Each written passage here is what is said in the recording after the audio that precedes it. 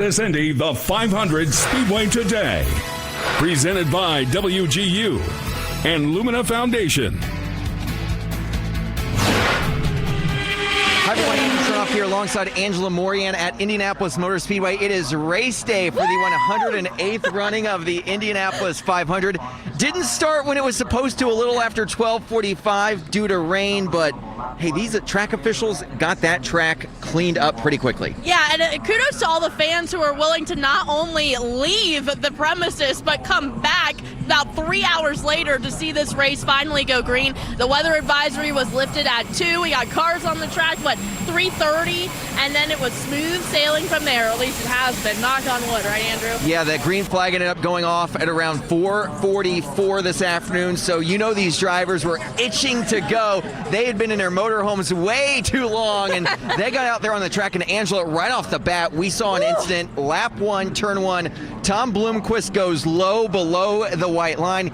He spins out. Marcus Ericsson gets caught up in it. So does Pietro Fittipaldi. You don't like seeing accidents, especially, though, early in the race. I talked to Marcus Ericsson out of the infield care center. He was very frustrated, not just with losing in the first lap, first turn of this race, but also with just frustration with how the whole month has gone. He wrecked before qualifying. His team put together a solid car that he had a poor qualifying with and ended up starting at 32nd. But still, he came into this race today, Andrew, believing that he could make history and come from 32nd to win this race and be the only driver to ever make that kind of comeback. He felt so confident that he had a good shot today. That was extra frustrating that he got caught up in a wreck that wasn't his fault. And it's got to be extremely frustrating because of the month he's had as well. Qualifying 32nd, he had to get in the last 10 minutes of bump day.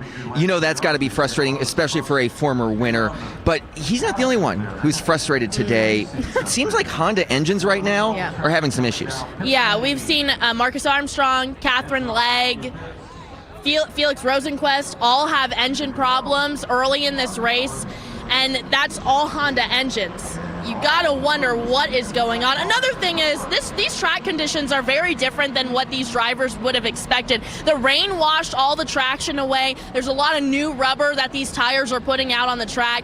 Different speeds. It's hot now. It was nice and cool and cloudy before today, and now it's hot and balmy. That has a factor in the race today. It is wild too because we've seen some accidents. We've seen the Honda engine situation, but these restarts, we've had plenty of them. They've been wild. It's like 3 wide here and there, and you know, it's like you release an animal from its cage and they just go absolutely crazy. You called it. We're sitting in our track suite just waiting and waiting and waiting for this race to start, and you knew that drivers were going to be waiting with great anticipation as well and do anything they could, not knowing when the second wave of storms might pop through, to get a good position to try to be up top if we do have to call this race today. These race fans have been outstanding all day long, just waiting it out.